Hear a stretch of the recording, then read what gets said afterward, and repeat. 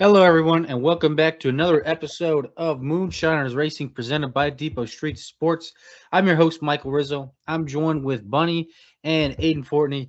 Zachary might be joining us. He's having some Wi Fi technical issues. So if he's able to join us, he will. If not, we'll miss him and we'll see him next week. But, guys, how are we doing? Not too bad right now. Definitely can't complain. Just kind of been a normal week, I'd say. Nothing too crazy is happening. Definitely more in chill mode with school being out. Not really working anything.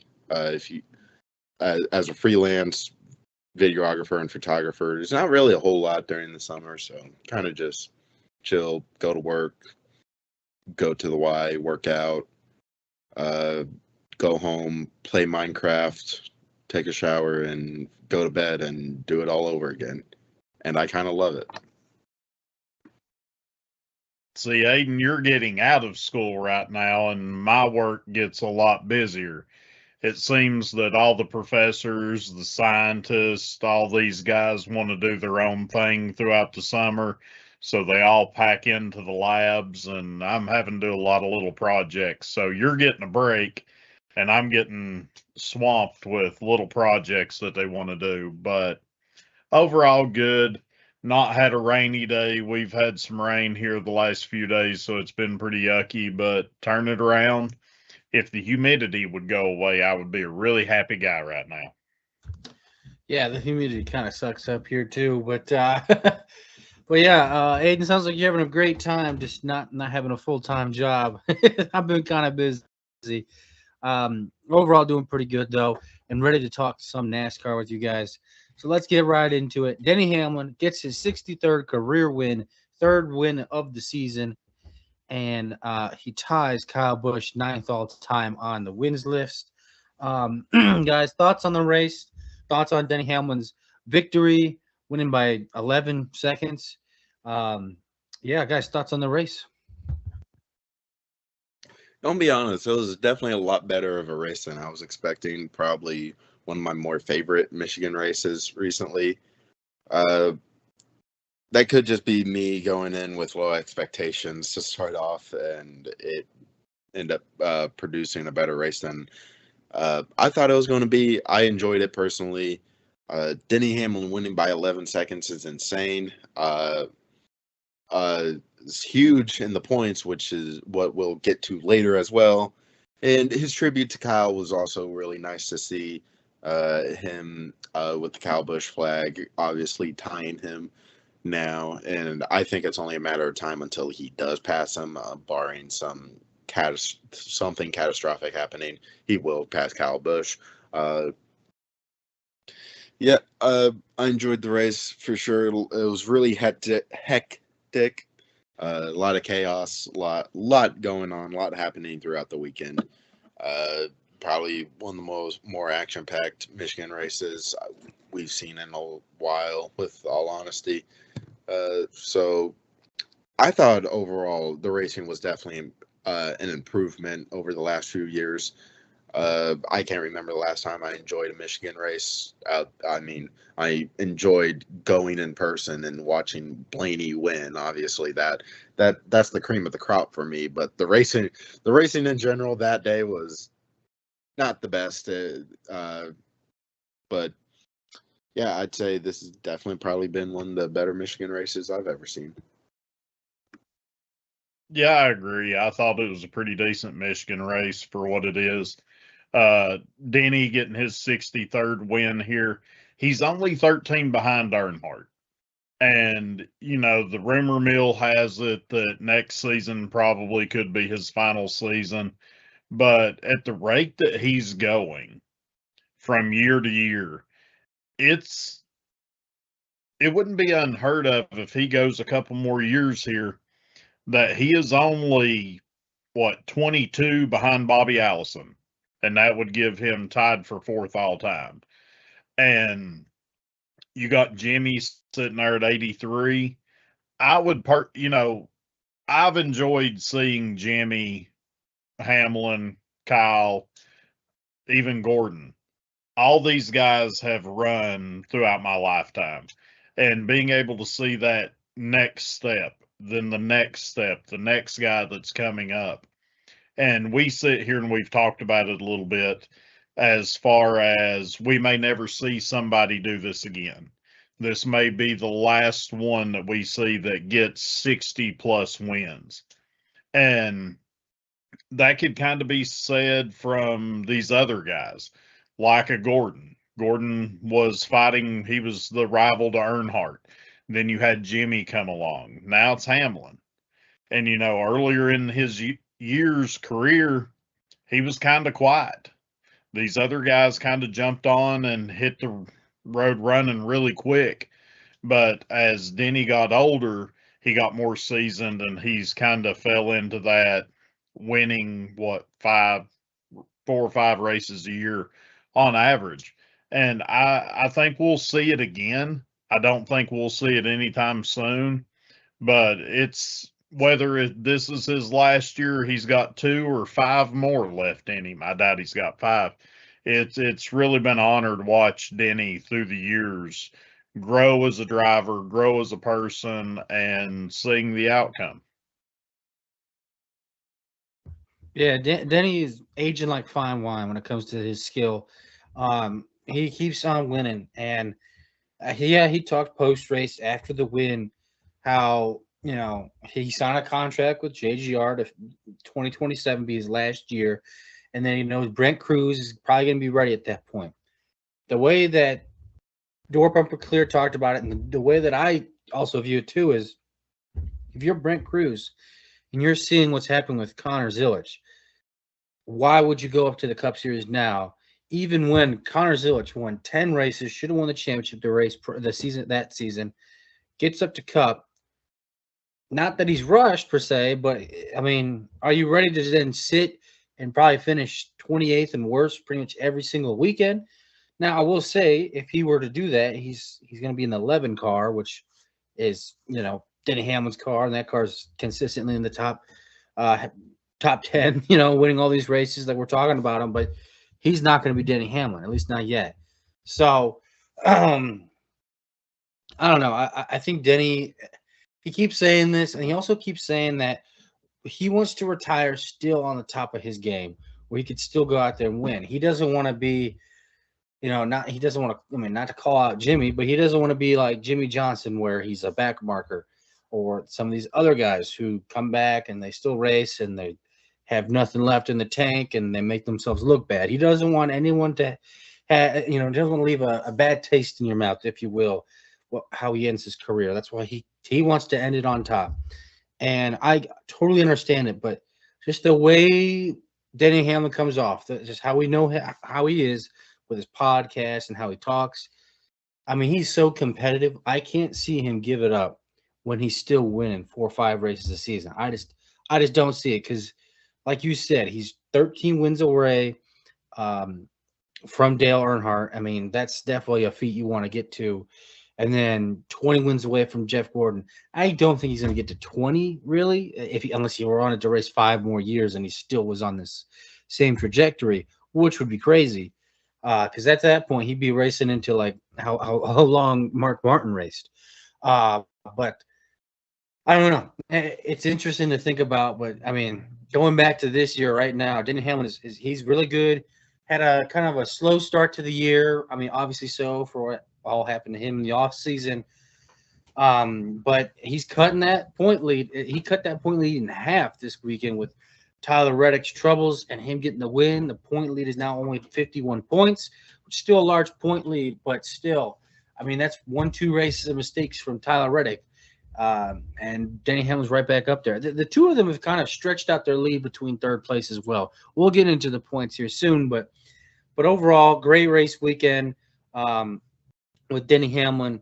Like Aiden said, I actually really like these Michigan races. I kind of expected a solid one, and we got a pretty good one. Moving on, let's talk about the Bell and Elliott wreck, where Christopher Bell fractured his left wrist. The stats came out, all the people working on that.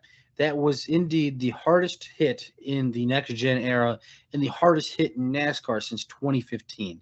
I don't remember the exact hit that's referring to, but ridiculously, just viciously hit.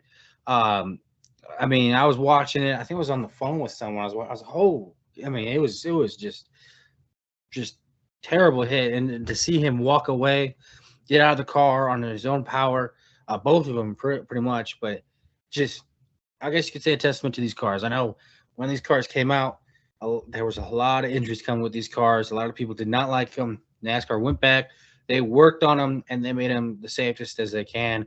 And I mean, that hit, I'm talking probably 15, 20 years ago. I don't think Christopher Bell walks away from it. I don't know how injured he is if he's even if he's alive.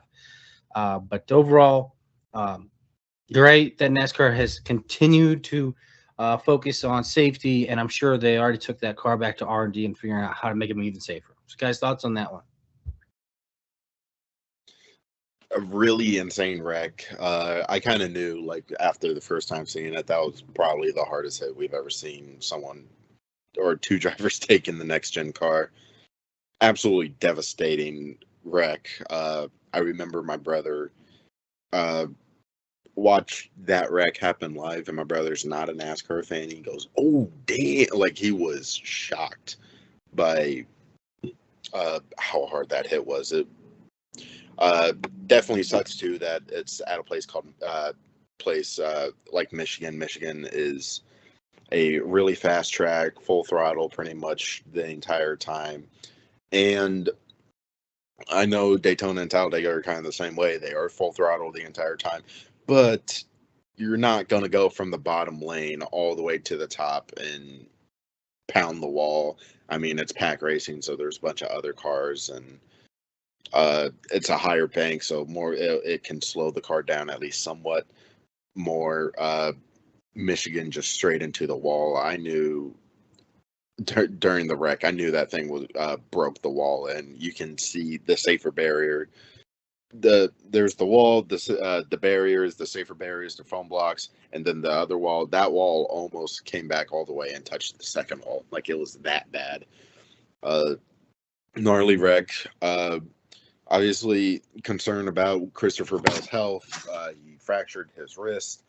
A big issue with that is points. Obviously, he's only 10th in points, not having the best season. Now he's got to go to Pocono, a difficult track to race. He's got 2 road courses. He's got Sonoma and San Diego. 2 road courses. Road courses are hard to drive. Yeah, he fractured his wrist, and now he's got to drive at 3 different tracks that are known for being hard to drive, that are known for being a pain. So this could really hurt Christopher Bell and possibly end the season before it even started, barring some like crazy Tony Stewart 2011 run. Yeah, gnarly hit. Okay, so I joined just now, so hello everybody. I guess real quick, because I know we were talking about you guys have talked about Hamlin winning. Good win for Hamlin, obviously back to back. Potentially he can go for 3 in a row this weekend, obviously, because Pocono is one of his best tracks. So congrats to him on the victory and getting to the big accident with Bell and Elliott. Yeah, I mean, this one kind of came out of nowhere. Like, I was watching it, and it didn't really click with me at the time that it was a massive hit, and then I saw the replay of it. I was like, whoa, that was actually pretty jarring. And, you know, in sports, because I played sports in elementary school, you have a lot of adrenaline on the court. So if you fall down, you can get back up and not feel it. After a while, you're going to feel that. I'm pretty sure in the car, obviously, Bell was catching his breath a little bit, but he still had a lot of adrenaline with him, and he didn't really feel the pain that he did after he probably got out of the car and in the care center. And I don't know what it is about Bell this year, but it seems like whenever he's up front, usually when you're up front, you are avoiding accidents, but he's been up front and he's getting into accidents.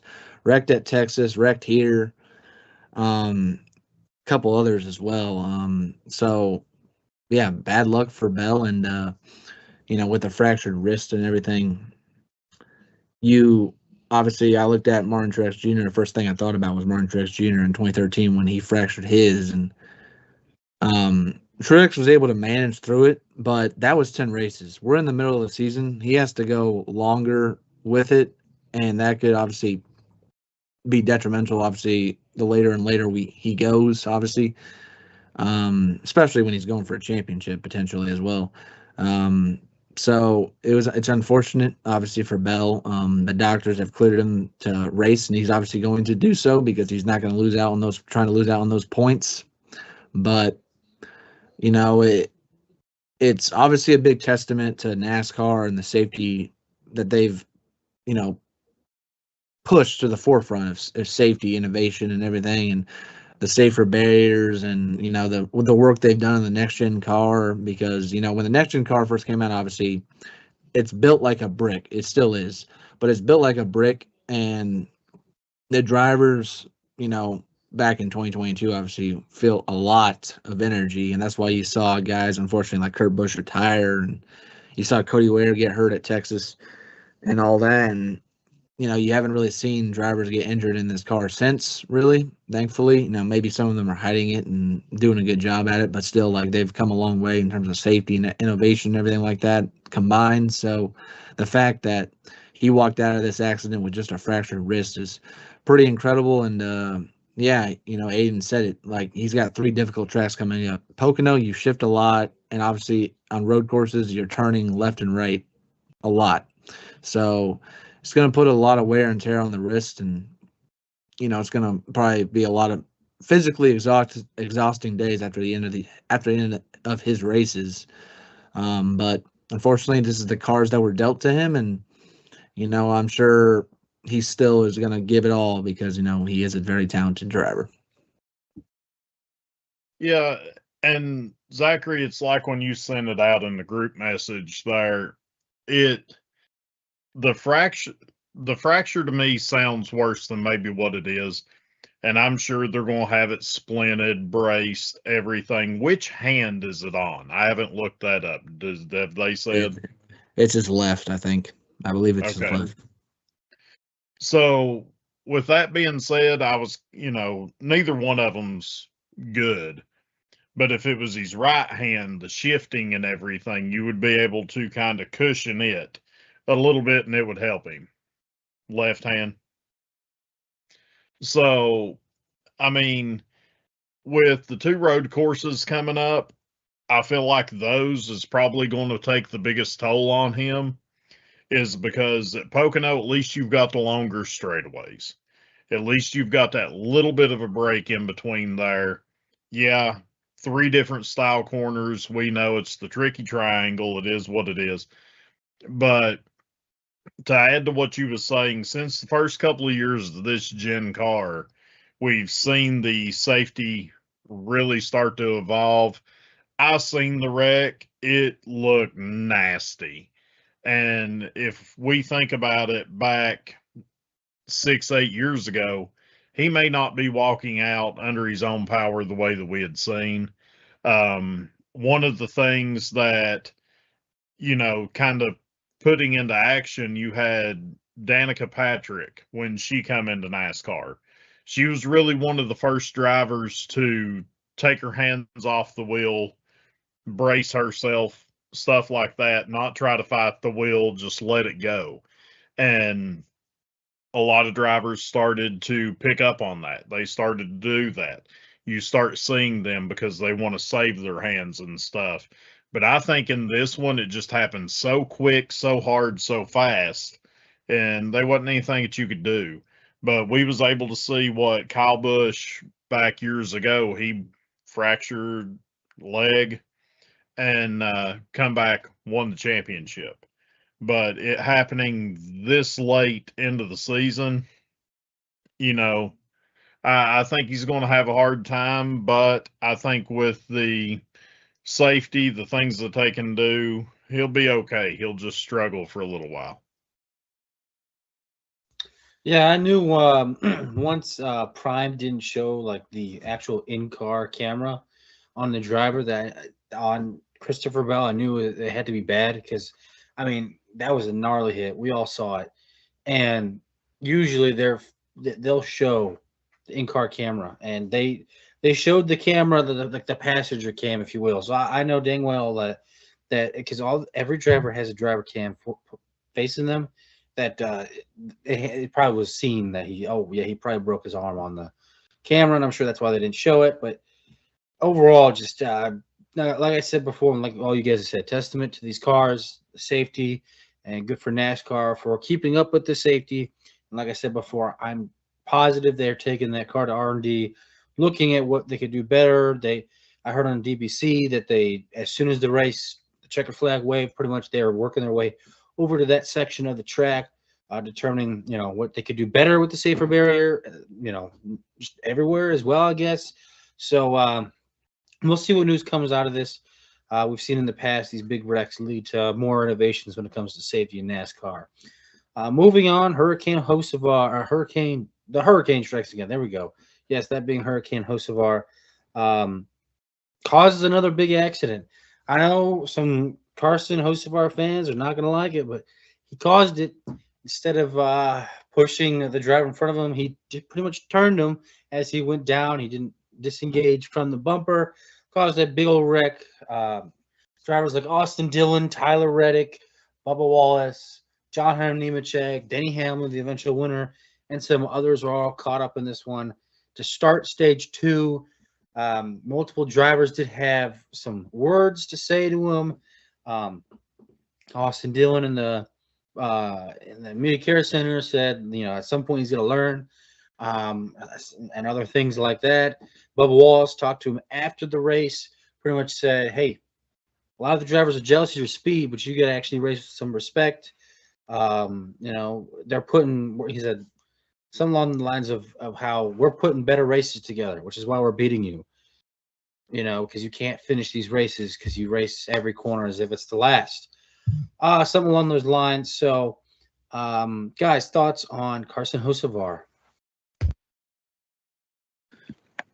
Yeah, Hocevar is just a frustrating driver to me.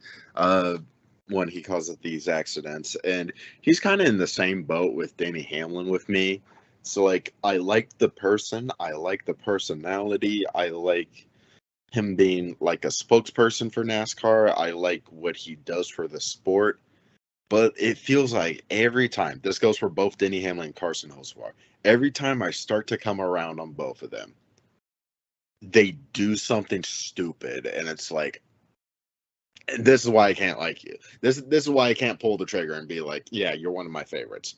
It just, like, you're fine, all right, start to like you again, and then you just do something dumb. And this is what it is. It's just dumb. It was just stupid by him.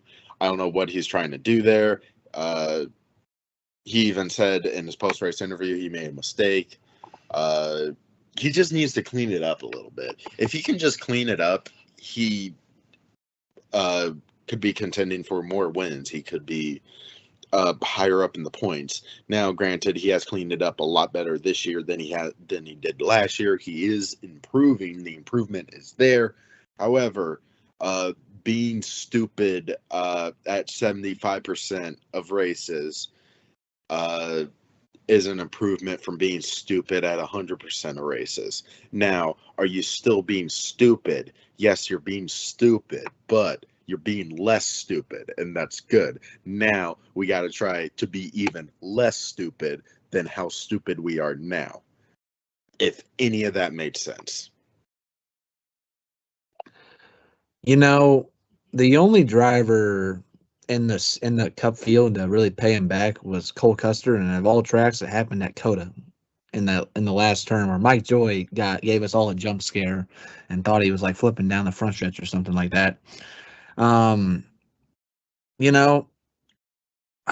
Jr. said that he wants him to continue to stay the same way. I expect Hocevar to stay the same way, no matter who you are, no matter if you're the cleanest guy on the track, no matter if you're the dirtiest guy on the track. He will get into you no matter what, because that's just in his nature. Now, Hamlin had a good point here is that, these drivers tell him that he needs to be smarter. And if he's not, he's going to potentially, damage his own car's performance. And if that's the case, then he really needs to stop doing it. But, the fact is, after this accident, he was still in the top 5. He had a top 5 car still after this. So he probably saw no wrong. Sure, after it all, he has to come out and say that it was a mistake on his part and all that, because it's, at least, shows to some of the drivers that maybe he actually does realize it, but then he'll come out the next week and do the same exact thing.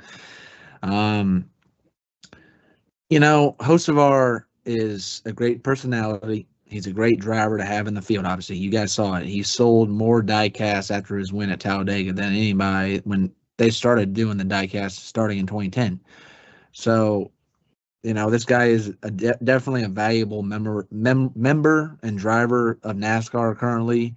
He lives and breathes the modern-day NASCAR driver. He's all take and no give. And he'll run you up, he'll rough you up, and then maybe he'll spin you around. And yeah, it sucks, but again, he likes to play rough, and I say, play rough back to him. I mean, in the right circumstance, okay? If you're running for 25th and you're going to wreck him, don't do that. That's stupid. Don't do that. If it's for a good position, like a top 3 finish, then maybe you can rough him up a bit. Don't junk your car. And also to him, don't junk his car either. I do say that there's an aggressive stupid and there's aggressive smart. And for the most part, he's getting away with it. So to him, it's probably aggressive smart.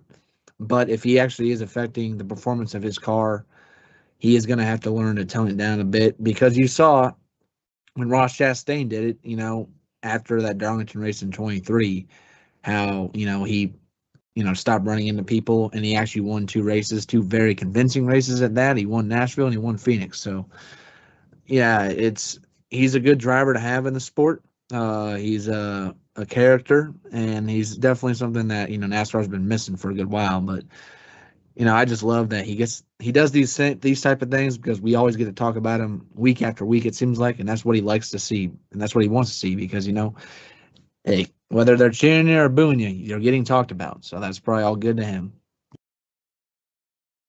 Yeah, and I like his aggressiveness. I do. But I like what you all have been saying. Do it smart. Don't stick your nose into a place that good and damn well you shouldn't be. Don't try to take that gap on lap 25 that's not going to make a damn at that point. If it's 2 laps to go and you stick your nose in there fighting for a win, okay, cool. But it's like Bubba said on DBC, Suarez is aggressive blocker. That is one type of racing. And then you have Hocevar that is aggressive, and like Aiden said, he's aggressively stupid. And that's not the way to be. Just do it smart, make precise decisions, more calculated decisions, and not just shoot from the hip. And I think you could clean that up really, really good, because we've seen what he's been doing here lately, and he's done better. And now he's kind of reverting back to where he was at. Why? It's untelling. He's the driver. I'm not sitting in the car, nor am I the spotter on the roof. I don't know. He is still a young driver. He's not seasoned. He is no Hamlin by no means, and he's still learning. So he's going to do dumb shit. It's kind of like a dog. They're going to piss in the damn floor until they get old enough to go, hey, that's stupid. But, at the end of the day, he's going to piss in the floor, and we're going to have to deal with it until somebody trains him otherwise. He's going to keep doing this until people in the media stop talking like, oh, he's the next Dale Earnhardt. He's this, he's that. It's so cool. Like, it probably doesn't help that Dale Earnhardt Jr. is talking like, oh, no, keep doing it. Like, first off, Dale, you're not on there on the track. You don't have to deal with his antics. Like, I'm sure it's annoying as hell for some of these drivers when you're driving, and it's lap 18 of stage 2. It's not even halfway through the race, and he's racing for you as if it's the last lap of the race, going for the win, and yet you're battling for fucking, I don't know, 14th on track. It's annoying that he drives that way. But at the same time, he's a great personality, and I'll still root for him in those instances. Like, I'm glad he does a lot for the sport. You know, he tries to show face a lot. He's unlike all these other drivers that have no personality. He shows that. But on the track, he's just like, just tame it down a little bit. I'm not saying go. I mean, obviously, the most recent, I guess, driver we could talk about that was in the same situation was Ross Chastain. With Ross, I feel like he was messing with the wrong drivers. He was messing with Hendrick. And, you know, obviously Rick Hendrick had that, and, you know, it was known that he called him. And ever since then, you know, Ross Chastain really hasn't done anything. A win here or there, but he really hasn't been anything. So, you know, we'll see what comes from this one. But for me, it's just he's got to tone it down and just be aggressive in the way, like, be smart and aggressive. Don't be like what you said. Don't be stupidly aggressive, or whatever it was that you said. It's pretty funny. But if he can learn from where he's at and move on, I feel like he'll be a fantastic driver. I mean, he already is a great driver, but still, I mean, I have some friends, like I mentioned it before. I had friends that raced with him when he was racing quarter midget and said he was the most aggressive one there and caused plenty of issues, and everyone knew it. And if he ever made it anywhere, he'd have the same issues. And sure enough, he's in his 20s and he's still doing the same things when he was a kid. So not shocking to them. So we'll see if he ever changes. Moving on, let's talk about the truck series. We have a lot to talk about when it comes to Corey Heim here. That's right. He gets a win yet again. Shocker. He beats his Trackhouse, his Tricon teammate, that being Caden Honeycutt. Caden Honeycutt did not like the way that Corey Heim raced him in the end of the race. Said along in the radio that maybe he should just wreck his teammates to get the win. And Corey Heim in his post-race interview said, you know, have thicker skin, deal with it. Guys, thoughts on Corey Heim getting the win and thoughts on the comments by both these drivers? Good for Heim, I guess. Ran his race. Obviously, Heim time once again, proving why he is a top prospect, why he's getting a cup right next year. Just completely whooped the field. Also, keep in mind, this wasn't a field of bums. Christopher Bell ran this race. Carson Hocevar ran this race. It was not a walk in the park for Heim. He had to compete against some really competitive guys. Honeycutt, I understand some of his frustration. You know, he's a full-time driver. Heim isn't. Honeycutt's like competing for a championship. And he's 26 points back from Lane Riggs now. Trying to make up that gap. Also, the frustration that maybe, you know, he's only have one win on the year. Heim has 3. Well, he had 2 before today, but he has 3 wins now. And he's trying to catch up to Lane Riggs. So he was mad about that. That possibly could have been a factor on why he said what he said. My response to that is, you sound like a little bitch. I didn't think there was anything wrong that Heim did, with all honesty. I think he ran perfectly fine. He ran what I expect. He didn't wreck him. He didn't dump him. And Honeycutt still finished second. Like, it wasn't like he got taken out and had a DNF. Like, he still had a good run. What Heim said is 100% correct. He's just crying to cry at this point. So, yeah, I'm 100% on Heim's side on this one. You know, especially now,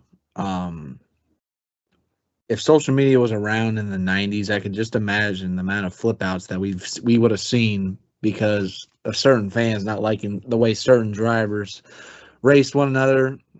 you just think back to the 1999 Bristol race with Rattle his cage with Earnhardt and Labonte. I'm just saying.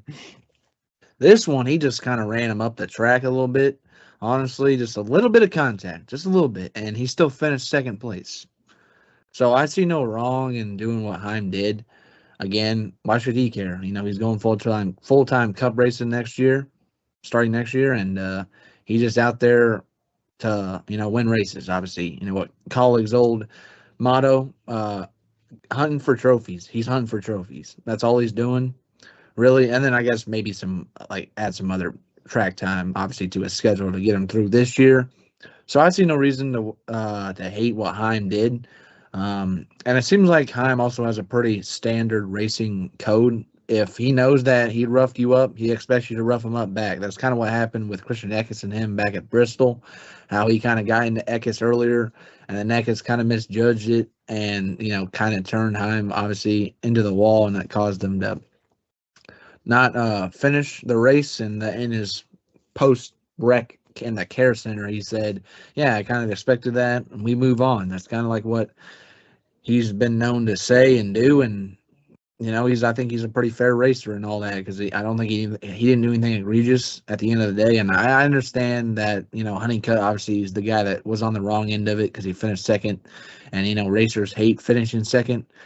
Second place is first loser. I'm just saying. So I don't see any reason to hate what Heim did, really. But for Honeycutt, I know he obviously was probably thinking about that come Monday morning, but after that, you got to forget about that, because you got another race coming up here real soon, and you got a truck championship to still go after. In the playoffs, in the chase. In the chase, Corey Heim is not going to be there. Just remember that. So the guy that you've been racing with, for these wins and maybe finishing second too, isn't going to be there. So it's time for you to obviously take that 11 truck to where it belongs, obviously, which is victory lane. Yeah, I like Caden Honeycutt. I do, but and he's got a great personality as well. We saw him on Door Bumper Clear like a month ago, but he is continuously kind of just been a crybaby on the radio for some dumb stuff. He was talking about a couple weeks ago, or I think it was Charlotte, where they had to call the race early and complaining about cautions, complaining about there's another race where something to do with light, so he was complaining about that as well. Just a lot of complaining on the radio, and then he did this. It's just kind of like, dude, just focus on the race at hand. Shit happens. You're racing for the win. Corey Heim, he's not there to race for points. He's there for trophies. He is just trophy hunting.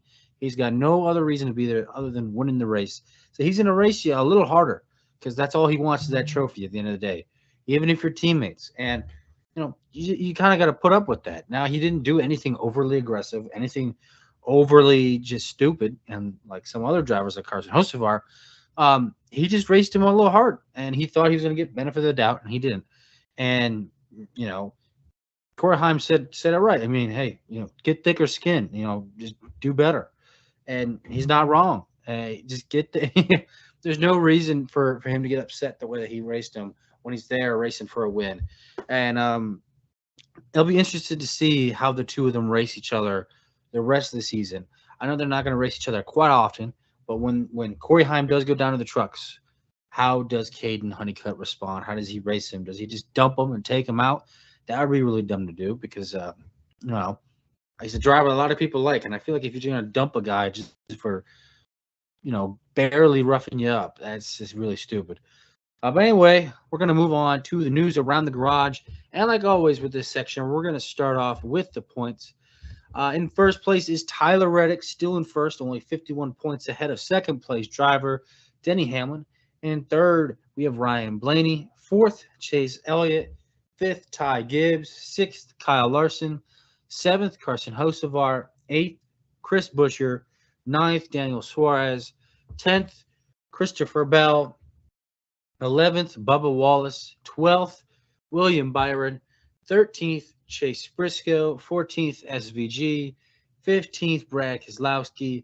The last car in 16th, Austin Cindric. In 17th, we have Joey Logano. In 18th, we have Eric Jones. 19th, Ryan Priest, and 20th, Michael McDowell, was technically tied also with AJ Allmendinger. So, guys, looking at the point standings, give me 3 drivers that you would like to talk about today. I'll go first. I will like to discuss Christopher Bell. Not a good season. We've harped on that. And, he's got a fractured wrist now. Now, do I think he'll completely fall out of the top 16 in general? I don't think that's going to happen, but I can see this guy slipping in points, possibly losing 3 spots, maybe even 4, and possibly going into the chase as one of the lower seeds with the wrist injury. That could happen. I can honestly see it. Yeah, that does concern me. I think that could be a bigger issue later on down the line.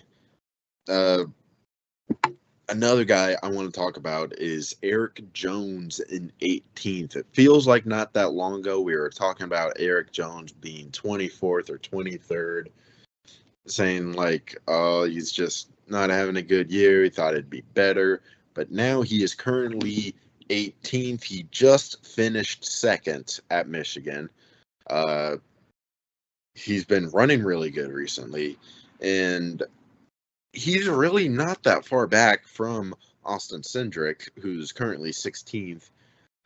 He's only 1 point behind. My bad, I was looking at the wrong thing. He isn't that far back from Joey Logano either. So there's a really good chance if he keeps this up, he is going to make his way into the chase, especially when you look at some of the guys ahead of him. Austin Cindric and Logano, they're not consistent. Penske's not good in general. Brad Keselowski, he's having a meltdown right now. William Byron's not consistent. Bubba just had a good race, but he had 4 other bad races before this one. We talked about Christopher Bell with his wrist injury. There is definitely a window here for Eric Jones possibly making it in. And the last guy I want to talk about is Josh Berry, sitting in 30th in points after making the chase last year. And we are going to get into Berry a lot more later on down the line, but 30th in points is just horrible. It's dumb. He shouldn't be anywhere close to here. Alex Bowman missed 5 races to start the season, and Bowman's less than 20 points away from him. It is really bad for Josh Berry and the 21 team this season. All right, so I'm going to start at the top, the very top, and it has to be obviously the battle that's going to be brewing between Tyler Reddick and Denny Hamlin. Now, if it was any other driver behind Reddick, I'd have no worries about it. But remember how I said the law of averages tends to sway at some point. And, the first 15 races, Reddick was doing really good, obviously staying out of trouble, not getting crashed, and finishing in the top 15. Literally, his worst finish before this past weekend at Michigan was 15th place. And, he crashes out because of Hocevar's, obviously, the restart crash and everything. And, he won the first stage, which is obviously a blessing in disguise because then Hamilton would have been even closer to him in points, honestly. And, he crashes out and loses out on more points to gain, and then Hamlin ends up winning the race, which is obviously, what you want to be doing, obviously, because, they award 60-plus points for every time you win. And he's won back-to-back weeks, and now he's closed it in. Again, it's going to be one heck of a battle between those two Toyotas as the summer rolls on. Next guy I got to point out here, again, I don't feel like I've given him as many props as, as some other guys because, again, I don't really look out for this guy. But somehow, some way, I look at the screen, he's always in the top 10. And I don't know how, but Daniel Suarez in 9th place for Spire Motorsports is just really goes to show you what a change of scenery can do for you, really. Trackhouse is obviously falling off, and he's been open about that, how he didn't feel like the team was there for him. He goes to Spire Motorsports. People assume that this was just going to be a 1-year ride, and yet here he is in the top 10 in 9th place, and he's just coming off another excellent finish at Michigan. That team is just really clicking. It's similar to Eric Jones almost. They're not really flashy, but yet they find themselves to get good finishes, and Suarez, has been doing that for a good while now. Now, again, will he run into some problems? He probably will. But what he's been able to do up to this point is really impressive, again, because we mentioned it. We might have had 2 Spire drivers in, but it wasn't Suarez. It was Hocevar and it was McDowell, because McDowell's the wise veteran. But Suarez is up here, and he's here. He's come to play. He's definitely going to be tough to knock out. He's going to have some disastrous happen to him over multiple weeks. And then the final list of guys, really, because I'm going to kind of group them together because they're kind of having the same issues and they run for the same team. And that's Brad Keselowski and Ryan Preece. Now, Preece's issues started obviously after he got his penalty at Texas, or after Texas. But, when I had Ryan Preece making the chase grid, I had him finishing consistently. But yet, since that penalty has happened, he finishes like in the 35th, 34th, something like that, the last couple of weeks. And at Nashville, obviously, he was just minding his own business, but ran over a brake rotor and knocked the radiator or something out of the car, and had a result in the 38th place finish. So back-to-back, very disappointing. Really, it's actually 4 straight weeks of back-to-back bad finishes. And Keselowski, he had a great start to the year. Obviously, we mentioned how last year his start to the season was absolutely awful. That's part of the reason why he didn't make the playoffs last year. But the reason why he was so higher in the points this season was because he was actually getting good finishes, and obviously Darlington was a very big step for that team, because he finished second place, was this close to winning it. But here he is in 15th place, and he's not that far ahead of Austin Cindric. He's only 18 points ahead of him. And then you've seen Aiden talk about Eric Jones is coming very quickly. Like, these teams that he's battling obviously aren't consistent, but he hasn't been consistent either. So you're kind of in that rough boat of, are you going to run well one week, or are you just going to run bad one week? And it could flip on a dime. And, that team definitely needs to turn things around. The 60 team needs to turn things around, because, again, he's dropped to 19th in place, and Brad Keselowski is not far behind him. So RFK, you've seen with Chris Buescher, and he hasn't exactly been stellar either, but you've seen him in 8th place. He's kind of holding serve, but those 2 guys that are making up the rest of that group need to get things rolling here, and rolling fast, because it's going to be a lot of sleepless nights, let's say that, going week to week in the chase battle. Yeah, I mean, I'm going to pick out a couple of drivers right here, but I want to more or less shine on this 11 through 19 range. And one race could take you out of the playoffs right now. From Bubba back to Priest, you could be in, you could be out. And you've got SVG that's sitting here. We got Pocono and then 2 road courses back to back. And he could really gain some points and set himself up for this back end of the races before the chase here with SVG to kind of have a little bit of a buffer. We seen it this weekend with Hamlin. Look at how many points that he picked up. SVG's got 2 big tracks coming up that he could really pull that together. He's sitting here at 314 back. So say that a couple of weeks ago, 30 points gained, and you had Reddick finishing runner-up, top 3. So you could have a 60-point swing there. If he does, you're looking at him in the top 10 again. And he's got a good buffer. Some of these guys that's around the bubble, they are good road course guys. But it's kind of hit or miss. You could have a bad week. Zachary, you touched on it. I was going to highlight Eric Jones here. He's put a string of races together, and he's really picking it up. Is he fighting for a ride? Is he good? Jones is kind of that quiet guy, that may fall in. I kind of put him in that Priest, Cindric, Keselowski range of drivers, and that's where he's falling in. But he's hitting a streak right here, and he's looking really, really good. But I'm excited for this 11 through 19, and I think that at the beginning of the year, we had a few guys that was in the playoffs, in our opinions, that's probably going to miss out. And it's really shocking to me to see Cindric sitting here ahead of Logano right now.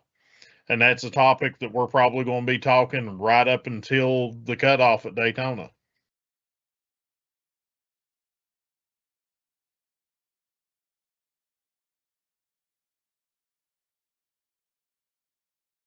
He's dead. I'm the new host now.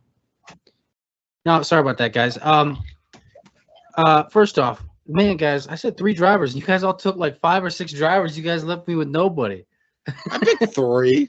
You These took bumps don't 3. can't These count. bozos didn't. Zachary always has like 6 drivers he talks about every week. I did 4. What do you mean? You I did. technically did 6.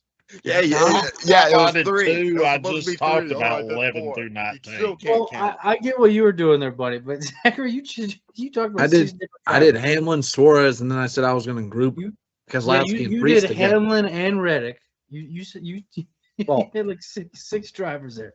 Anyway, I was gonna talk about a lot of drivers you guys already talked about, but I'll just keep it real. I'll talk about my guy Bubba. Last week I mentioned how I was just gonna be cool with a 15th place finish or better. Got a 3rd place finish, bumps from 15th in points to 11th in points. Kind of goes back to what Bunny said. Anywhere between an 11th down to about 18th to 20th, it's anybody's game. You have a bad race, you're out of it. You have a good race, you move up. And then this past weekend, we had a lot of those drivers in this range that had bad weeks or good weeks. Bubba had a great week. He moved up. William Byron was so-so, got pretty much no stage points, had a decent finish, kind of stayed where he was at. Briscoe was, kind of a so-so race as well, moved up a spot. But SVG, Brad Keselowski had terrible races after having some decent races here and there, especially SVG. It's Penske cars. You never know what you're going to get. Besides Ryan Blaney, you have no idea what you're going to get with the other 2 guys. And then, then there's other guys like Eric Jones, who's kind of been coming out of nowhere. The last month, I feel like Legacy Motor Club has been on it. Just John Henry Nemechek cannot finish these races. Instead, Eric Jones can. He puts a full race together, and he gets to where he's at, and he's looking to hop into playoffs. The chase here in the top 16. So we'll see how the rest of this goes throughout the rest of the year. It's going to be a fun race to the chase here to see what happens in this, back half of the standings. A couple months ago, I said I couldn't wait for what it's going to be like in the bubble range. Now that my driver's in the bubble, I am stressed the heck out, and it's not fun. It's not fun. But anyway, let's move on and talk about one of the drivers that Aiden talked about, that being Josh Berry. Josh Berry is out at Wood Brothers. He will not be in the 21 car next year, and instead it'll be a different driver. Guys, thoughts on Josh Berry getting out? And give me some guesses or thoughts on who you think might be in that 21 car. Sucks for Josh Berry, obviously. I peaked when he had that Las Vegas win in 2025. However, it has not been smooth sailing for him or the 21 team ever since.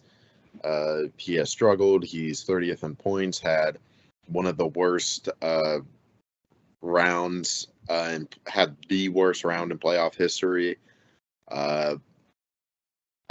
Even last year, a lot of people harped on SVG wouldn't have made it into the playoffs if it wasn't for his 4 or 5 road course wins. He actually was higher in the points than Josh Berry was, to put in perspective. Now, where Josh Berry will go, I don't think he sticks around in the Cup Series, unfortunately. I can see him going somewhere else, unless, I don't know, Rick Ware wants to give him a ride. I'd rather blow my brains out if I was him. I can see him moving back down to the Xfinity Series. He still has a close connection with Dale Jr. I can see Jr. giving him a ride. And it's not like that's a diss on him. He was good in the Xfinity Series, genuinely. For drivers that I think can replace him, it's been a wild season, to say the least. There's a lot of possible free agents going into this year. If for whatever reason Hendrick does ditch Alex Bowman, I could see Alex Bowman driving for the Wood Brothers. That is one that I thought was a good possibility. Another possibility I thought would be one of the RCR guys, either Jesse Love or Austin Hill. Because right now there's, as much as we hate that we are talking about this, there is one available seat next season and two good Xfinity Series guys that they can go with, either Austin Hill or Jesse Love. And I can see, like, if RCR goes with Jesse Love, Austin Hill driving the 21. If they go with Austin Hill, I can see Jesse Love driving the 21. So, yeah, those are drivers that I find interesting that could possibly be driving the 21. Yeah. To put it in perspective, obviously, over the last 10 years, Wood Brothers has had 5 drivers, I believe, drive their car. Ryan Blaney, Paul Menard, Matthew Benedetto, Harrison Burton, and Josh Berry. In that time, obviously, without question, Ryan Blaney was the best driver for them. Made the playoffs and, won his first career race at Pocono, beating the prime Kevin Harvick and doing so. And, from there, you had Paul Menard, who, was just a serviceable driver, kept the car clean, came home with some decent finishes, but obviously he wasn't going to last very long. And then they brought in Matt Benedetto, and honestly, after him, Harrison Burton obviously was a major, major disappointment. And then Josh Berry here. Now, again, what I'm trying to get at here is I don't think this is a driver problem. I really don't. RCR and the Wood Brothers, to me, kind of have the same issues, which is it's obviously something internally that they're not able to pull out of a hat, similar to what happens with Joe Gibbs Racing or Hendrick or Penske with the 12th car. They just cannot find consistent speed, and when they do have it, something always goes wrong usually. And I think Josh Berry is like averaging around like 6 DNFs a year, which is a lot, especially for him. And I kind of view him and Paul Menard in the same way, is that I feel like they're guys that can take care of their equipment, and if they give a decent car, obviously they can do something with it. That was proven by Berry when he was at Hendrick Motorsports, the reserve driver, sub driver, and came home in second at Richmond. And then obviously when in that first year with the Wood Brothers, he won Las Vegas. And he says he came home second actually last year too at New Hampshire. So he says that obviously he feels he has that still in him. I believe he still has that in him. And I don't think this is a driver problem, but obviously, he wasn't going to stick much longer, because unfortunately with him, and unfortunately the nature of the business is if you don't bring enough money, you better be winning a lot of races. Otherwise, your leash is not going to be very long. So unfortunately for him, obviously he doesn't have either going his way. And, from here, where he could go, obviously you look around the landscape, not a lot of, top rides available at the moment. I'm pretty sure he's not really high on the list either. So I could see him going back down to the O'Reilly Series and being a lifer there, similar to an Allgaier, something like that, because he was pretty decent again, what Aiden said, in the O'Reilly Series or the Xfinity Series when he was driving. Same series, you guys know. So who I would choose for that ride? Again, I mentioned earlier, it's not a driver issue. So if you're going into the seat, you're going knowing that there's going to be some problems. That's probably not going to be all on you, but you're going to be at the forefront of them because you are the driver. So I could see them going after a Jesse Love. I really could. He's a decent, obviously, prospect. You know, he wants to get to the Cup Series level. RCR doesn't have a whole lot of seats available at this moment, obviously, due to their sponsorship obligations. So it's not really a fit for him there. And he's driving their equipment in the O'Reilly Series. So I could see him being him. Maybe you want to go Noah Gragson, but I highly doubt it, considering he also tears up a fair amount of equipment as well. So, heck, maybe you can see an Alex Bowman go there. Who knows? Because I feel like he's better at taking care of his equipment. Now, I say that, and he has like 4 DNFs on the year. But he's a more steadier presence than Noah Gragson. How about that? But yeah, it's not a driver issue in my opinion. But unfortunately, with Josh Berry being kicked out here, obviously sucks for him. But I'm sure he'll find a ride somewhere. Heck, maybe he can go back to late models and tear it up down there, because he actually is a pretty good late model driver too. And guess what? He won a Cup race, which is majority of Cup drivers that get to Cup don't win. He's one of them that actually did. So you got that for you. So I'm sure you'll land on your feet, Josh Berry, somewhere. A lot of people carry this ride, the 21 Wood Brothers ride, as if it's this really good ride. But when was the last time we saw this ride actually consistently be good? Besides Ryan Blaney, like that was the only time this ride has really ever been good in the 21st century, was when Ryan Blaney was in there, and he won 2 races that year, I think. Right, Aiden? He won 1. So he didn't even win 2. It was Pocono in 2017. He won 1 and made it to the round of 8 that year. And I think without the playoffs, he would have finished 8th in points in general, 8th or 9th, one of the two. Mm-hmm. I would also argue, remember, Matt DiBenedetto did make the playoffs in the car too. Like he did, yeah. But that was Matt DiBenedetto made the playoffs. He drove for 2 seasons, made the playoffs, and then the next year he was the first car out of the playoffs. So, like he was consistent too. And I know you harped on Paul Menard. Paul Menard still finished like top 20 in points, like both seasons he drove there. Yeah. Typical Menard things. It's not, again, they've had some solid drivers. Okay, I'm just saying that again, similar to RCR, is that they're that mid-tier team that I feel like they look at themselves like they are a top team, but yet they're not. And so when the driver isn't producing the results, they're just like, we got to get rid of him. Now, Harrison Burns stayed in that ride for 3 years because he brought, you guessed it, sponsorship. But he should have been out probably after that first year, really. But at the end of the day, again, when you get these organizations like that, you want to be fair. Again, they have a lot more money, okay? But you want to be like Aspire Motorsports, where you can have an affiliation with a top team, but you have a lot of backing behind you. And if you want to switch or maybe leave the top satellite team, because they have a Hendrick Alliance right now, but if they want to leave the Hendrick Alliance, I don't think they're gonna fold, similar to what you would happen at another team, if it were to happen. But Rizzo, I hope you didn't forget, but Bunny here has to give his opinion on it too. Oh, I know. I just wanted to butt in and say that, because everyone was holding it as if it's a high ride, and I just wanted to make that clear. Yeah, no, I don't see it as a high ride, but it's a decent ride. Okay, it's a decent ride. It still is Penske level equipment. Now, is it Penske top tier? No, but it's still Penske level equipment. And you led into where I was going. It's that 4th Penske car.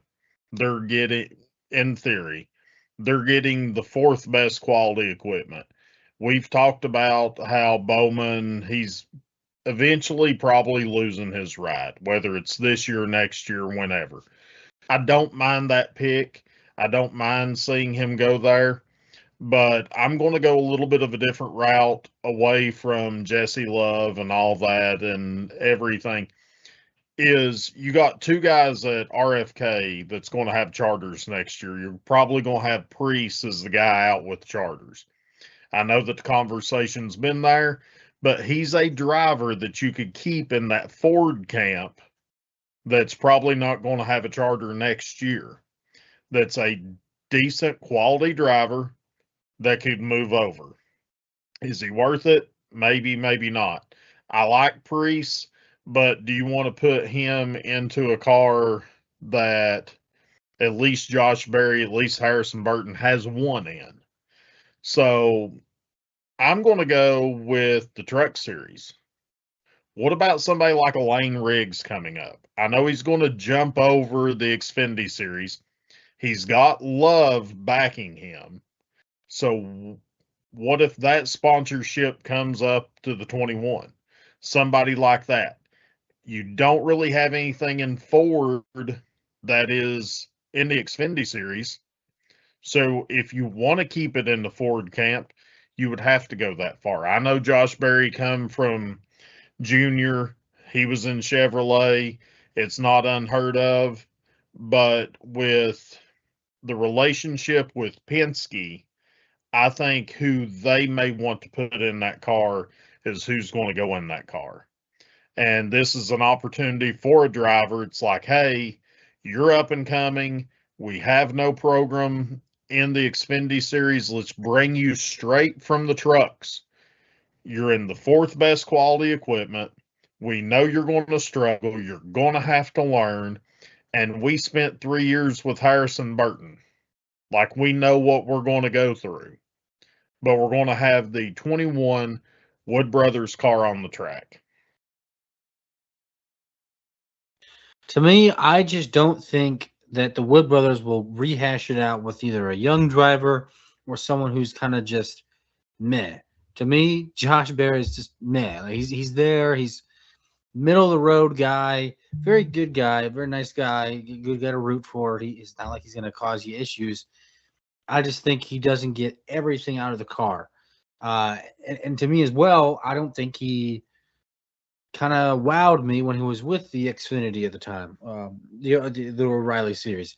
He had some good wins here or there, but he didn't show me that he was worth moving up to the Cup Series. Like he didn't give me that what Connor Zilic had, what Chase Briscoe had when they Tyler Reddick. I mean, sure, maybe all these guys are very much so way more talented than him, but he didn't have that extra oomph, the extra X factor of talent going into the Cup Series, and there's not that many guys that are available that are like that. The leading candidate is going to be Jesse Love, but if I'm Jesse Love, if I were him, I would just sit and wait for a better ride, because Chevrolet is going to have some openings at some point, right? If not, maybe does he go back to Toyota? I mean, there's a lot of things that could go on. We still have no idea who's going to go in that 84 car for Legacy. We have no idea what's going on with the 48. I feel like if Corey Day then gets bumped up into that 48, it's kind of plug and play. You put Bowman in that 21 car. He's going to be a free agent driver that you have not had the ability to sign. Sure, he's injury prone, but he's shown in the past that Alex Bowman is the guy who could be very consistent, win races. He's just had some issues since he was really that good. Like, what was it, 2 seasons ago, the first 10 or so races of the season before he got injured, he was top 3 in points, and he led the standings for like a couple weeks there. Yeah, like he's still got talent. He just does not have the team around him, and he's been injured. So maybe that's a guy you put in there. I'm sure the Wood Brothers would be, calling him off the hook for him. I'm gonna be interested to see what they do here, because if I'm the Wood Brothers, if I'm Penske, you can't keep rehashing it with these guys that aren't going to make it. Like Matt DiBenedetto, not that he was going to make it, but to me, man, this is going to be weird, wild to say, but he's on the same level as Alex Bowman, where he's like, he's a Cup guy. He's consistently there. Might not win a race for you, but he's at least going to get you top 20 finishes and make you relevant. I know it's crazy to say for a Matt DiBenedetto, but when he's in that ride, he made you relevant. He was in the top 20 consistently. When you moved on to Harrison Burton, you were consistently in the back half of the top, back half of the 20, 20th and back. And then he had that fluke win. Josh Berry, he's in between, right? So they just need someone that would actually give them something. And I feel like if Alex Bowman is available, you get him. If Jesse Love's available, yeah, you call him, you try to see what's up. But if I'm Jesse Love, don't go for it. I have no idea who's going to be in that ride. There's also rumors Noah Gragson might be out with Front Row Motorsports. So it's just the silly season is just beginning, and it's going to be interesting to see who goes where. Guys, let's move on to the awards ceremony. Top shelf and hangover. I'll start us off. Top shelf, give me Eric Jones. He's been on a roll lately. Like I said earlier, he's been finishing these races, getting top 10s, top 5s, and in this place, his home track getting second place. If it weren't for Denny Hamlin putting on a clinic there in the last run of the race, he would have been the winner there, or at least had something to fight for with Denny. But yeah, I'm going to give mine to Eric Jones this week. Give me Team Penske as a whole. Obviously, we harped on Penske not being the best, and a little bit concerning going into a bigger track. We know they're dominant. We know they're good on short tracks and the flat ovals, especially Blaney.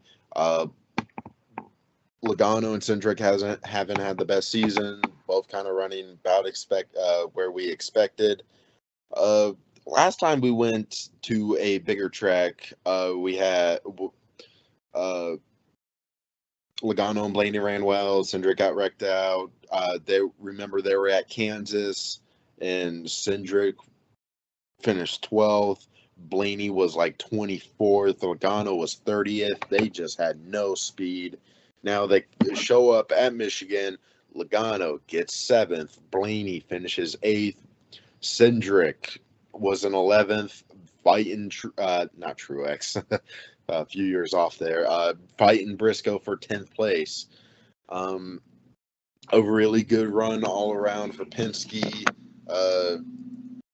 So I'll give it to them. Logano and Cindric both had really good points days in general, and really Blaney as well increased his gap from Chase Elliott and Ty Gibbs to really solidify that he's the third guy now. Can he catch up to 2 and 1? I don't know about that at this point, but he is widening the gap between 3, 4, and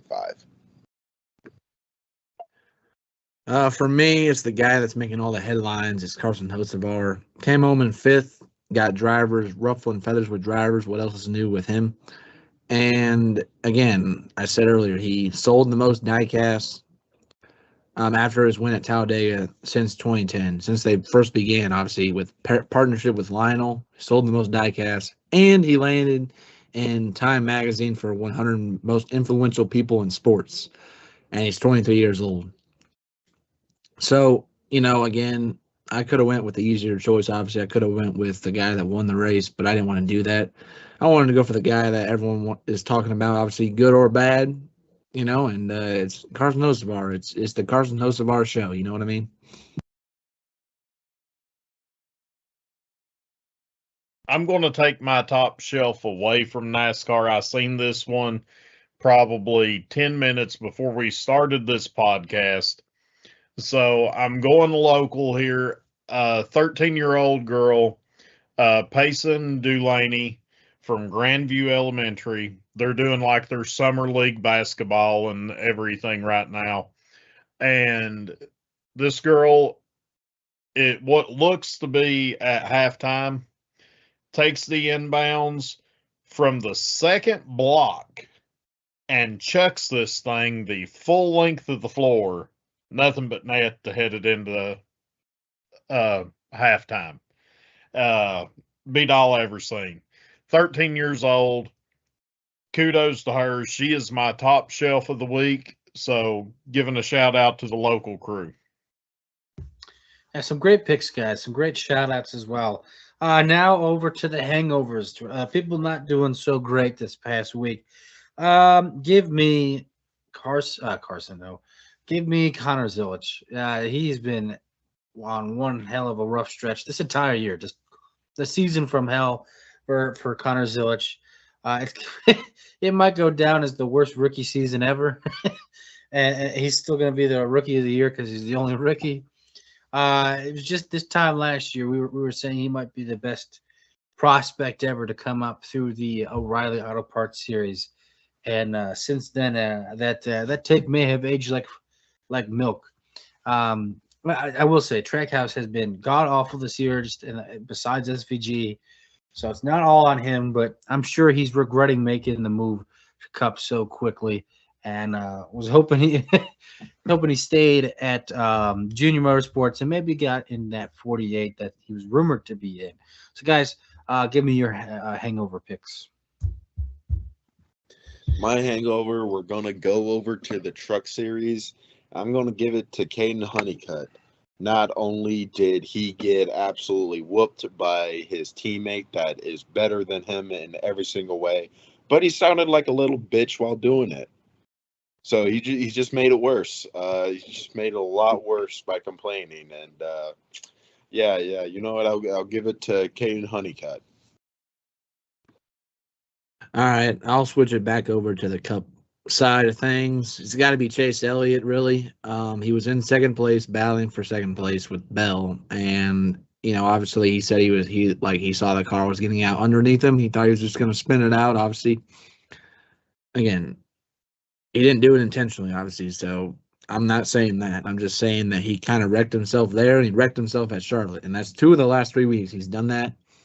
And it's cost himself a lot of points. And Aiden already said it, how Blenny kind of extended his lead on third in the points from him because of these 2 accidents, really. So Elliott's been faster, obviously, this year. But if he's not up front, he probably crashed out. So that's something that he's going to have to clean up again. He's not a guy that's been known to do that often. But 2 of the last 3 weeks is definitely uncommon with him, but something you don't want to see. So Chase Elliott, clean it up. Okay, so you took my backup pick there. I'm going to say this one in kind of a shout out, kind of more of a top shelf, is Cletus McFarland finished on the lead lap in the Truck Series and outrun Corey LaJoy and Justin Haley, 2 guys that was in the Truck Series. Was just kind of looking over it, trying to find somebody here for the hangover of the week, but hey, Cletus, you went out and stayed on the lead lap this week, which is unreal. Oh, by the way, Truck Series. Like, I really want to make a bet. Like, I really want to have this one little moment here. And you can thank Zachary for bringing this up. I'm really, really close. Like, Natalie, if you can go and finish on the lead lap, I would almost get like a #1 fan tattoo of Natalie Decker. But if you can't, we need to have a wager here. We need to have a wager. Pocono, if you can stay on the lead lap. Is she actually racing?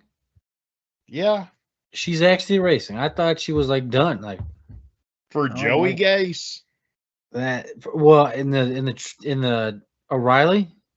Yeah. Oh my God. Jesus. Yeah. I think I could beat her in iRacing. I think we could beat her in the dang O'Reilly car. I say if she doesn't finish on the lead lap, haha, rip bozo. And if she does, I say Bunny plays baseball with the Beehive. So it sounds like I a fair wasn't wager. talking about us do a bet. I was talking about me and her wager or something. Oh, okay. Yeah, I don't want to baseball play with the any. Beehive. Damn. Well, some great hangover picks, guys, and I guess we'll keep you updated on this Natalie Decker bet. Moving on, let's go to our picks and predictions for Pocono. First up, though, Bunny, could you give us our results from last week? Yes. So last week, I finished last with Chase Elliott after the wreck. He finished in 32nd. Zachary 25th with Ty Gibbs. Then second, Rizzo. You had Busher in 9th. And Aiden comes away with another win with Larson giving him a total of 6 this year. Rizzo, you're at 5. I'm at 4. And Zachary is still winless. So, going into Pocono, I am going to take a guy that's hot right now. Give me Eric Jones. All right, I guess I'm up, obviously. You know, again, I've mentioned it, how, in these races, a lot of things can play out. The first stage doesn't award you the finish that you feel like you deserve, really, because Ty Gibbs was the best one out there in terms of our picks. Came home in second and was in the top 10, only for Hocevar to bring a hurricane and wreck half the field, really, at least the front half of the field. And then, Hamlin ended up winning even though he got wrecked. But my guy ended up getting wrecked, obviously, Ty Gibbs. He was never the same. It's unfortunate. It really is unfortunate. So, Pocono, to me, again, it's kind of tricky. This tricky triangle, you'll figure. I can't pick Hamlin. Can't do it. I already picked him already. And so, because of that, I looked it over, and this is the next best guy that I haven't picked him yet, so I got to pick him now. And I talked about him, how he needs to clean it up. But Chase Elliott, I'm picking you because you are definitely really solid here. And I desperately need you to show up, please. Damn, you guys took my number 1 and number 2 picks. My number 1 was actually Eric Jones. Sheesh, damn. Good picks, guys. I did not expect it. So I will go this week. I only had 2 picks because I'm like, there's no way they're going to take both of them. Yeah. I'm going to go kind of risking it here because you don't know what you're going to get with this guy. But give me Alex Bowman. Oh, I took his pick. Let's go. Yeah, I'll take Alex Bowman.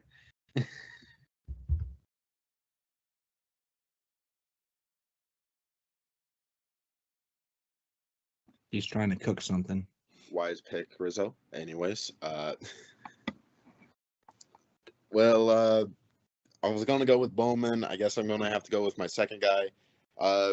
I think Joe Gibbs is going to be the class of the field this race. Unfortunately, I picked 3 out of the 4 Joe Gibbs cars, and the one I haven't picked currently has a wrist that is not working. So,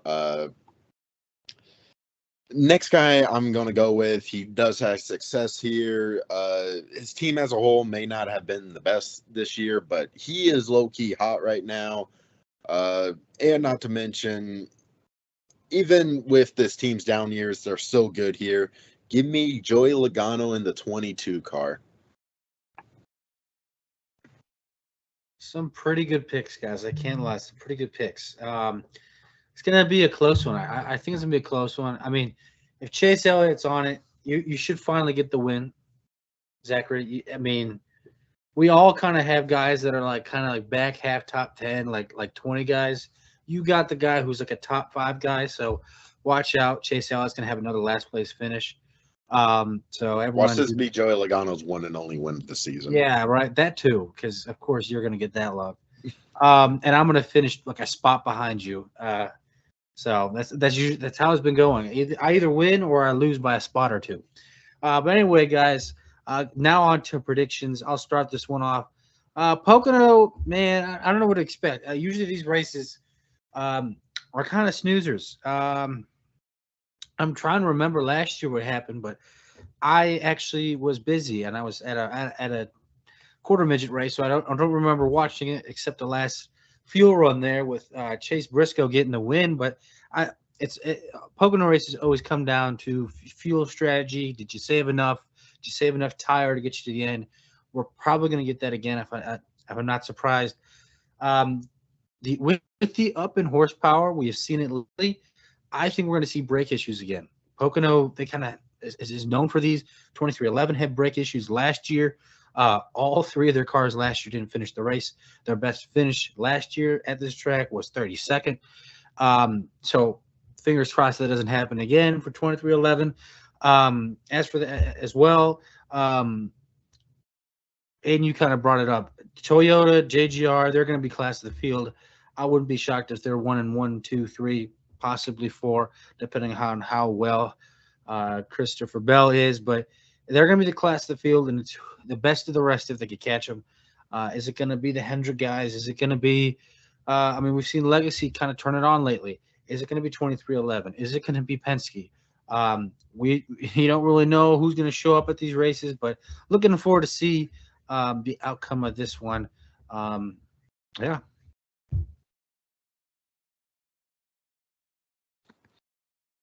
Yeah, yeah, like you said, Pocono's an interesting one. It's always an interesting track. It holds a special place in my heart. This is Blaney's first career win. He's won 2 races here. The second one was probably even better than the first for me. Yeah, it's going to be an interesting race to say the least. Like you said, I really don't remember last year. I forgot Chase Briscoe won last year until you brought it up and mentioned it. And now that you brought that up, you have an excuse. You didn't watch the thing. I watched it. I watched it from start to beginning. Like, I wasn't doing anything. This time around, though, the fuel strategy is interesting to say the least. Possibly with more horsepower, we can see a lot more action too. But I don't know. I still have. I'm going to do what I did at Michigan and have low expectations, and hopefully, my expectations will be exceeded, and it'll be a good race. Pocono is, it's an interesting track. Again, it's kind of in the middle of the schedule where I don't really care really about these type of tracks. I really don't. Besides 2014 when Dale Jr. swept it. But again, it brings a lot of strategy into play. Brings a lot of talk about how you can leapfrog some of your competition on pit road as opposed to the track, because the best track action you're going to get here is on the restarts, obviously, going into turn 1. That's when they fan out and go 3 and 4 wide, obviously, to make as much spots as you can. And then from there, you just kind of manage the race the best you can. My number one advice for a guy that's in the front is, if you have a chance, do not let Hamlin pick the inside, because he will run you up, because he's done it multiple times, okay? He's done it multiple times. He will do it again, no matter if you have gotten into him or not. He will do it. But my number 2 piece of advice is, again, Rizzo said it. We could have some case. Do not like spin it down into the grass. Okay, it froze. Am I froze? Or am I good? Okay. It like kind of blacked out for a second. On my end, it says streaming is turned off. Yeah, that was really weird. Like, something weird happened on my end too. That was strange. It was like everyone. I'm checking. Yeah. Like, everyone went dark. Like, yeah, like that's everyone's pictures. Yeah. We're still good. Keep rolling. Okay, so if they do have brake issues, do not slide your car into the grass, because then you're going to wind up being the Jimmy Johnson, Bubba Wallace situation.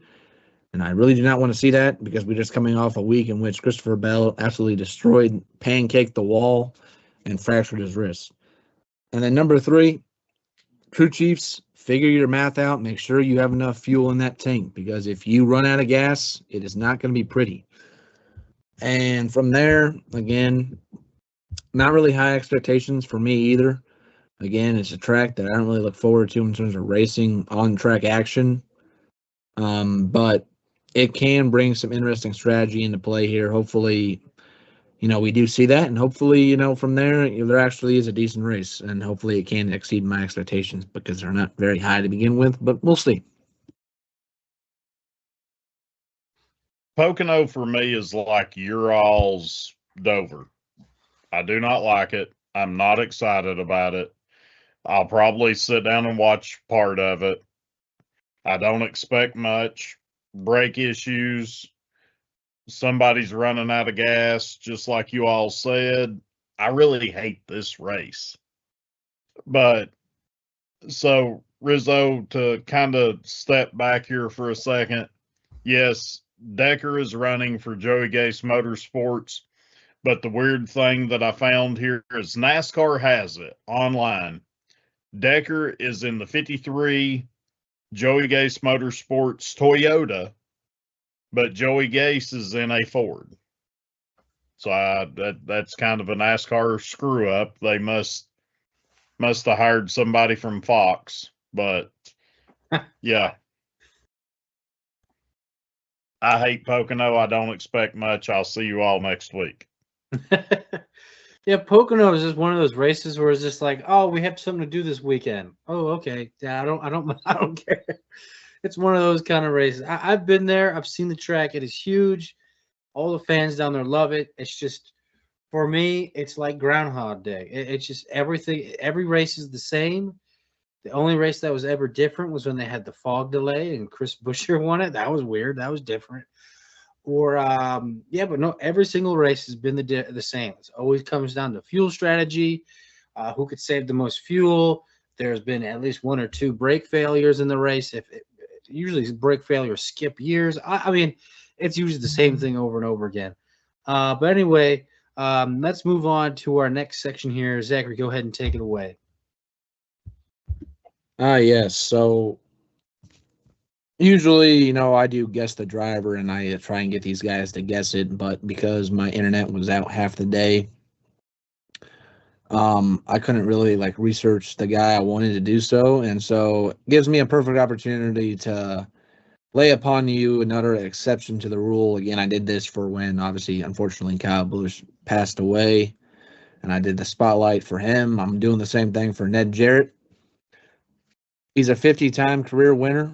He's a 2-time champion, and he's obviously he was the patriarch of what was the NASCAR royal family with Dale and Glenn Jarrett, his sons, especially Dale Jarrett when he won 32 times and a championship himself.